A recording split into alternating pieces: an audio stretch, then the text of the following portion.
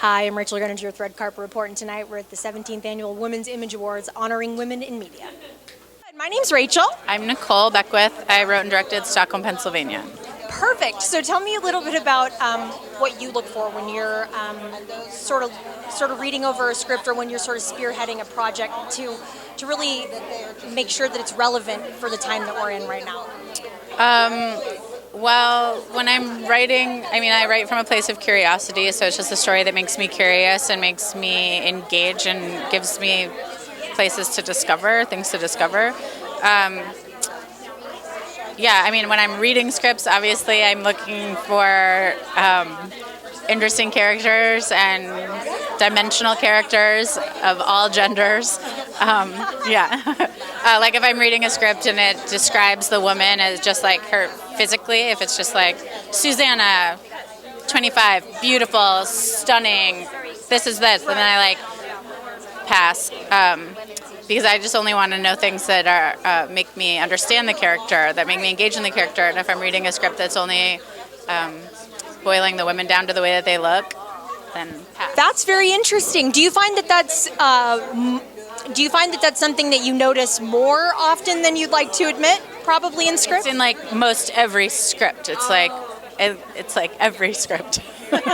You're like, yes, it's everywhere, all the time. It's everywhere, all the time. Yeah, it's constant. So tell me a little bit about the film Stockholm, Pennsylvania. Mm-hmm. It stars Saoirse Ronan, Cynthia Nixon, and Jason Isaacs.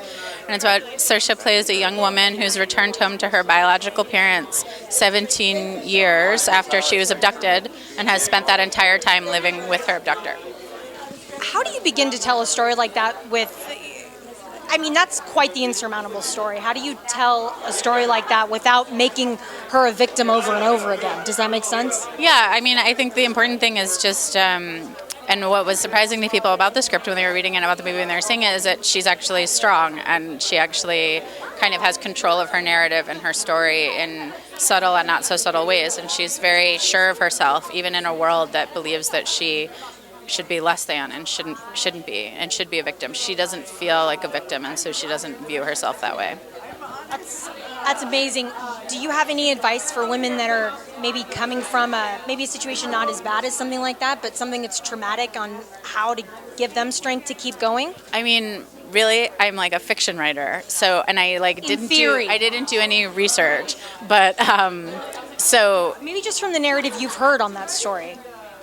I think that, no, I can't give any advice to anyone that's been through anything even remotely like that. I'm not qualified to do that. At least you're honest. I won't do that. Yeah, I can give advice to writers. I listen can give to advice yourself. to directors. How about that, right? Yeah, listen to yourself. I don't know, more power to you.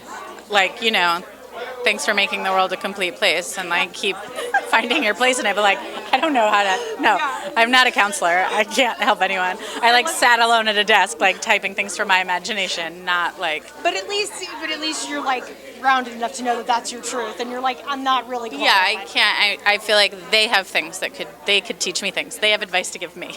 Yeah, so perfect. that I'm waiting for their advice. Yeah. Thank you so much, and have a great night. Yeah, it's nice to meet you. Thanks for watching, and if you like what you've seen here, go ahead and hit like, subscribe, and in the comments below, tell me what woman inspires you the most.